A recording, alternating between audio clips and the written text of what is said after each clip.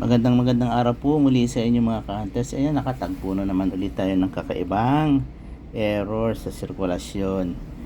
Ito po ay matatagpuan natin sa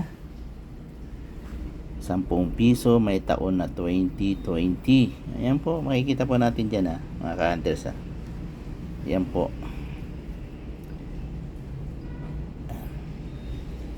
Napakaganda yan, no? Malinis naman po ang reverse nga pala, sorry po.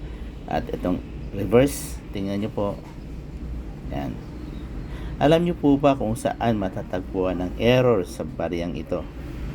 Yan, dito sa 10 piso na to. Alam nyo po ba kung saan natin makikita ang pinakang error?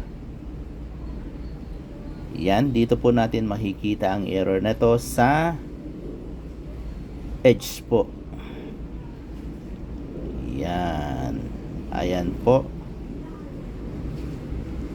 At mapapansin natin yung security na ang nakalagay po ay Bangko ng Pilipinas ay wala sa sentro. Yan, wala po sa sentro. Otherwise yan, yung readed po, yung gitla-gatla ng bariyang 10 pisong ito, kung mapapansin nyo po, hindi po siya buo.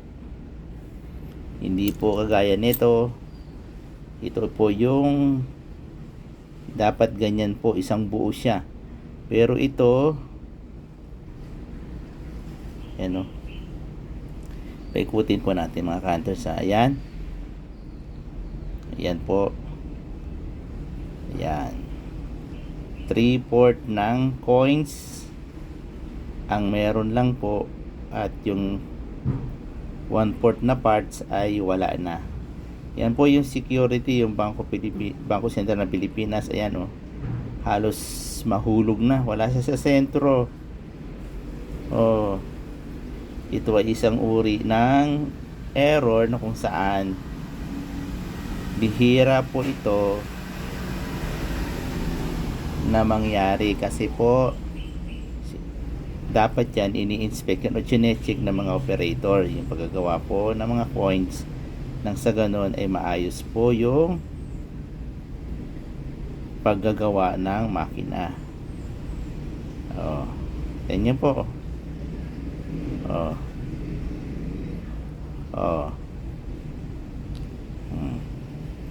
Kanya po pag tiningnan po natin sa magnifying glass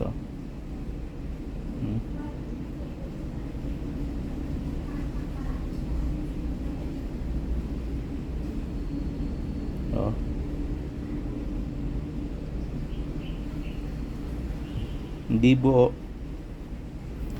Yan, 10 piso error again.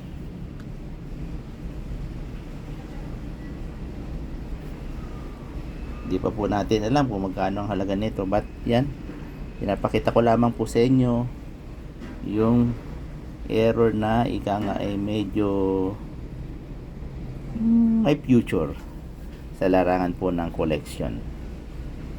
Okay, yan, 10 piso na NGC series na may taong 2020. Okay, hanggang sa muli po, naway ayan, makakita muli tayo ng mga kakaibang mga error na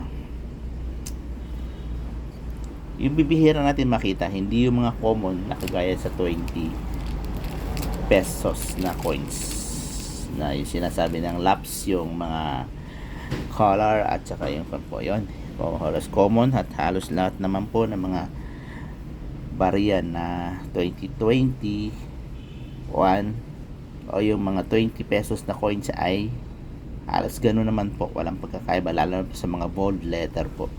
Okay, hanggang sa muli po, ingat po tayong lahat, at yan, ingatan po ng Panginoon ang ating mga pamilya at ang ating trabaho. Hanggang sa muli po, bye bye po.